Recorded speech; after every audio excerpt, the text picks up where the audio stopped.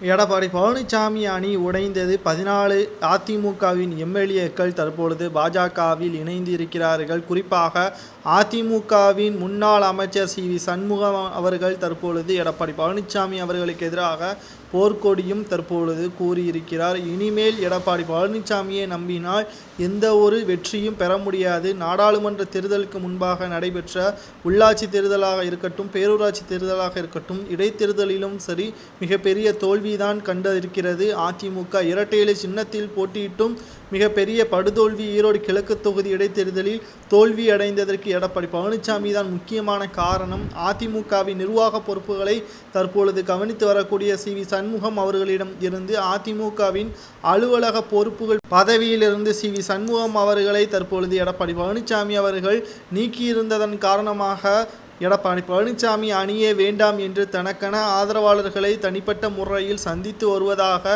தற்பொழுது அரசியல் வட்டாரங்களில் பேசு பொருளாக மாறியிருக்கிறது.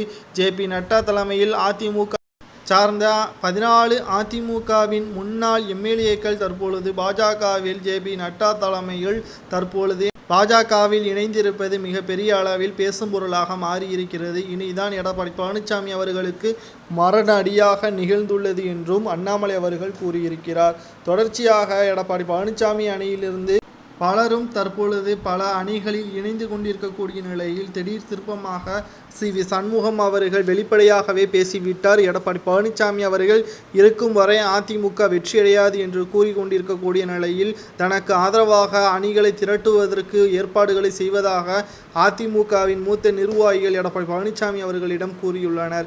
இதனால் மாவட்ட செயலாளர்கள் கூட்டத்தை உடனடியாக ஏற்பாடு செய்து பூத் கமிட்டிகளை அமைத்து நாடாளுமன்ற தேர்தலுக்கான பணிகளை மும்முரமாக நடைபெற வேண்டும் என்றும் கூறியுள்ளார். எந்த ஒரு கட்சியுடன் கூட்டணி இல்லை, 40 தொகுதிகளுடன் தனித்து போட்டியிடுவதாக எடப்பாடி பழனிசாமி அவர்கள் அறிவித்ததும் குறிப்பிடத்தக்கது.